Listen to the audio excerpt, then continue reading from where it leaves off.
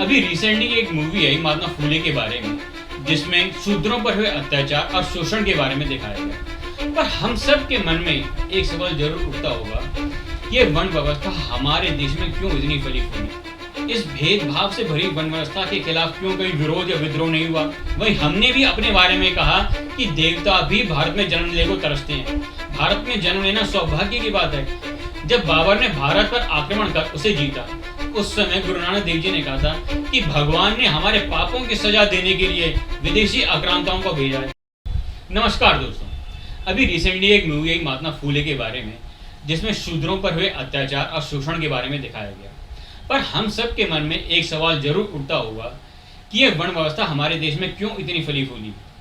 इस भेदभाव से भरी वर्ण व्यवस्था के खिलाफ क्यों कोई विरोध या विद्रोह नहीं हुआ? हमारे देश में बहुत सारे प्रांत हुए, उनमें अलग अलग राजा भी हुए, पर यह वर्ण व्यवस्था कैसे बरकरार रही?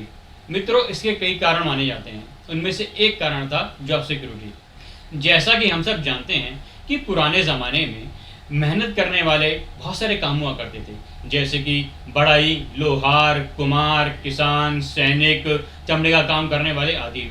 वहीं कुर्सी पर बैठकर होने वाले काम बड़े कम हुआ करते थे, जैसे कि टीचर, न्यायाधीश, साहूकारी और मंत्री वगैरह, क्योंकि उस समय सर्विस सेक्टर बहुत छोटा हुआ करता था। उदाहरण के तौर पर साहूकारी यानी बैंकिंग सेक्टर, जो कि आज के टाइम में बहुत बड़ा सेक्टर है। वहीं इंफॉर्मेशन टेक्नोलॉजी और आफ्टर सेल सर्विस जैसी चीज़ें तो हुआ ही नहीं करती थी। यानी उस समय लेबर के काम वाली बहुत सारी जॉबें हुआ करती थी, जिसके लिए बेसिक रिक्वायरमेंट थी वर्क स्किल। वहीं एडमिनिस्ट्रेटिव और टीचर जॉब के लिए बेसिक रिक्वायरमेंट थी एजुकेशन। मित्रों, आपने हमारे समाज में देखा होगा कि डॉक्टर के बेटे के डॉक्टर, वकील के बेटे के वकील, बिजनेसमैन के बेटे के बिजनेसमैन बनने के, वहीं एक्टर के बेटे के एक्टर और डायरेक्टर बनने के बहुत सारे चांसेस होते हैं, क्योंकि ये लोग अपने घर में ऐसा माहौल बनाने में कामयाब हो जाते हैं जिससे बच्चे का दिमाग उसी तरफ जाए और बच्चा भी मेंटली उसी तरह प्रिपेयर होता चले जाता है। यदि मैं आपको समझाने के लिए ऐसा कहूँ कि रंग बिरंगी बॉल रूपी 1000 लोग हैं और यहाँ पे 10 तरीके की जॉबें हैं, ABC से लेकर I तक। अब ये 1000 लोग इन सभी जॉबों के लिए अप्लाई भी कर सकते हैं और कम्पीट भी कर सकते हैं। पर जब मैंने ऐसा कहा कि सफ़ेद गेंद वाले लोग सिर्फ जॉब A के लिए अप्लाई करेंगे, पीली गेंद वाले लोग जॉब B के लिए अप्लाई करेंगे, वहीं नीली गेंद वाले लोग जॉब C के लिए अप्लाई करेंगे, तो अब इससे हुआ क्या कि हर एक जॉब के लिए कंपटीशन बढ़ गया। जैसे कि मिट्टी का काम करने वाले कुम्हार कहे गए, लोहे का काम करने वाले लोहार कहे गए, टीचर और एडमिनिस्ट्रेटिव का काम करने वाले ब्राह्मण कहे गए, साहूकार और व्यापारी का काम करने वाले वैश्य कहे गए, वहीं राजा, सामंत और सेनापति क्षत्रिय कहे गए। यदि इसको दूसरे शब्दों में कहा जाए तो यह हुआ डिवीजन ऑफ जॉब और डिवीजन ऑफ वर्क। अब इस डिवीजन जॉब से उस समय फायदा ये हुआ कि लोगों के काम में दक्षता आने लगी। जैसे कि पीढ़ी दर पीढ़ी शिल्पकारी का काम करने से भारत के शिल्पकारों ने बेजोड़ काम किया, जो कि हमें आज के समय मंदिरों और उनकी मूर्तियों में नजर आता है। और आपने भी यूट्यूब में इनसे रिलेटेड बहुत सारी वीडियो देखी होंगी। फिर मेटलर्जी की फील्ड में भी भारत का नाम सम्मान से लिया जाने लगा। विज्ञान, गणित, आयुर्वेद और अर्थशास्त्र में भी भारत ने नई नई उपलब्धियां हासिल की, जिससे भारत एक आर्थिक शक्ति के रूप में उभरा और लोगों के पास पैसा आने लगा। अब चाहे कुम्हार हो, लोहार हो, वैश्य हो, ब्राह्मण हो, क्षत्रिय हो, उन सबको समझ में आने लगा कि अब हमारे और हमारे बच्चों की जॉब सेट है। और ये वर्ण व्यवस्था बड़ी अच्छी है, जहाँ पहले इंसान कोई भी काम कर लिया करता था, किसी भी प्रोफेशन में जा सकता था, वहीं अब डिवीजन ऑफ जॉब की वजह से वही इंसान जो काम कर रहा था जॉब सिक्योरिटी के चलते हुए उसी काम में रुक गया। अब कई पीढ़ियां बीतने के बाद अगर कोई इंसान अपना प्रोफेशन चेंज करना चाहता, जैसे कि यदि कोई कुम्हार का बेटा टीचर बनना चाहता, तो जो ग्रुप ऑफ लोग टीचर के काम में इन्वॉल्व होते वो उससे शिक्षा ही नहीं लेने देते। वे सोचते कि हम उन्हीं लोगों को शिक्षा देंगे जो कि हमारे और हमारे बच्चों के लिए कंपटीशन पैदा ना कर दे। जैसे कि वैश्य और क्षत्रिय, क्योंकि वैश्य का बेटा या तो व्यापारी बनेगा या फिर साहूकारी करेगा, वहीं क्षत्रिय का बेटा या तो राजा बनेगा या सामंत बनेगा या सेनापति बनेगा। अब इससे हुआ क्या कि लेबर क्लास यानी शूद्रों में अनपढ़ता आती चली गई। वहीं एक लेबर क्लास दूसरी लेबर क्लास को अपना काम नहीं सिखाना चाहती। जैसे कि कोई लोहार किसी चमड़े का काम करने वाले को अपना काम नहीं सिखाना चाहता था, क्योंकि वो भी ये सोचता कि मेरे काम में कहीं कंपटीशन ना बढ़ जाए। अब इससे हुआ ये कि शूद्रों में यानी लेबर क्लास में आपस में दूरी आती चली गई। तो जिस जॉब सिक्योरिटी के चलते लोग वर्ण अवस्था में बटे, अब उसी जॉब सिक्योरिटी के चलते लोग जाति पाति में बटने लगे, जिसके कारण हमारे देश में बहुत सारी जातियां मिलती हैं। तो अब सवाल ये उठता है कि इस वर्ण व्यवस्था का विरोध क्यों होने लगा? क्योंकि इस वर्ण व्यवस्था में स्टेगनेंसी आने लगी, यानी कि अब कोई भी इंसान अपना प्रोफेशन चेंज नहीं कर सकता था, जिससे कारण लोगों में एक दूसरे के प्रति हीन भावना उत्पन्न होने लगी।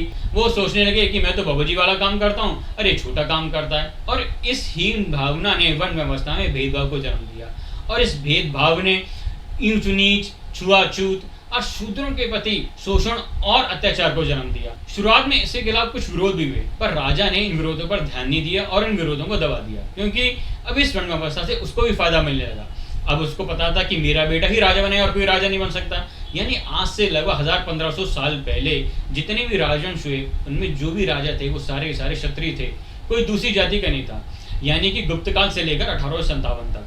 अब इसमें मैं उन जातियों को भी शामिल करता हूँ जिन्होंने अलग अलग समय पे अलग अलग कालों पे खुद को क्षत्रिय क्लेम किया। अब यहाँ पे मैंने गुप्त राजवंश का रेफरेंस इसलिए लिया क्योंकि मौर्य राजवंश के बाद जो शुंग राजवंश आया, जिसके बारे में कई इतिहासकार मानते हैं कि ब्राह्मण राजवंश था, वहीं गुप्त राजवंश जिसके बारे में कई इतिहासकार श्योर नहीं है कि यह वैश्य राजवंश था या क्षत्रिय राजवंश था। फिलहाल हम इससे आगे बढ़ते हैं। मित्रों, हमारे भारत देश को कई सभ्यताओं में दुनिया की आध्यात्मिक राजधानी कहा गया। चीन के कुछ अर्ली फिलोसोफर ने भी भारत को स्वर्ग की संज्ञा दी। वहीं हमने भी अपने बारे में कहा कि देवता भी भारत में जन्म लेने को तरसते हैं। भारत में जन्म लेना सौभाग्य की बात है। यदि हम इतने ही पुण्यवान थे तो क्यों हमें 1000 साल की गुलामी झेलनी पड़ी? पहले दिल्ली सल्तनत, फिर मुगल और बाद में अंग्रेजों की। क्यों हमारा इतना शोषण हुआ? क्यों हमारे देश में इतनी गरीबी आई? जब बाबर ने भारत पर आक्रमण कर उसे जीता, उस समय गुरु नानक देव जी ने कहा था कि भगवान ने हमारे पापों की सजा देने के लिए विदेशी आक्रांताओं को भेजा है। ये कौन से पाप थे? कहीं ये वही ऊंच नीच, भेदभाव, शूद्रों के प्रति शोषण और अत्याचार वाले पाप तो नहीं थे? यदि वे हमारे वाले पाप नहीं थे तो जब से शूद्रों को सम्मान मिलने लगा है, उनको बराबरी का हक मिलने लगा है, उनको जस्टिस मिलने लगा है, उनको शिक्षा का अधिकार मिलने लगा है, उनको नौकरियों में आरक्षण मिलने लगा है, तब से हमारे देश में क्यों इतनी तरक्की आई? मित्रों, आप लोगों को पता होगा कि हमारे देश का पहला SC/ST prevention of atrocity act 1989 parliament में पास हुआ। फिर 1990 में यूनियन गवर्नमेंट की जॉब्स में शूद्रों को आरक्षण मिलने लगा। फिर 1991 में मनमोहन सिंह हमारे देश के फाइनेंस मिनिस्टर बने और फिर वहां से हमारे देश में तरक्की का दौर शुरू हुआ। क्या ये सब इत्तेफाक है? मित्रों, जिस देश में लोगों के साथ भेदभाव होता है, उनका शोषण होता है, वह देश कभी तरक्की नहीं कर सकता। और अंत में मैं आपसे ये कहना चाहूँगा कि हम हिंदू लोग कहते हैं कि वेद और गीता भगवान ने हमारे पूर्वजों को सुनाए। सुनने के कारण उन्हें श्रुति कहा गया, जो कि पीढ़ी दर पीढ़ी ओरल ट्रेडिशन में पास होते चले गए। हालांकि भगवान ने इन दोनों में ही शूद्रों के प्रति कोई अपशब्द नहीं कहे, मगर फिर भी कुछ पुराणों और धर्म ग्रंथों में शूद्रों के प्रति भेदभाव वाली बातें प्रवेश कर गई, क्योंकि जब भी इन्हें लिखा गया, इनको लिखने वाले हाथ हम इंसानों के ही थे।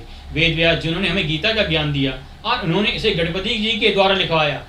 गणपति जी के लिखा द्वारा वह ओरिजिनल टेक्स्ट अभी हमारे बीच में नहीं है, पर जब भी उसकी कॉपी लिखी गई, क्योंकि उस समय प्रिंटिंग मशीन तो हुआ नहीं करती थी, तो जब भी उसे लिखा गया, उसको लिखने वाले हाथ भी हम इंसानों के ही थे, जो कि काम, क्रोध और लालच से भरे हुए हैं। इसी के साथ आप सबका बहुत बहुत धन्यवाद।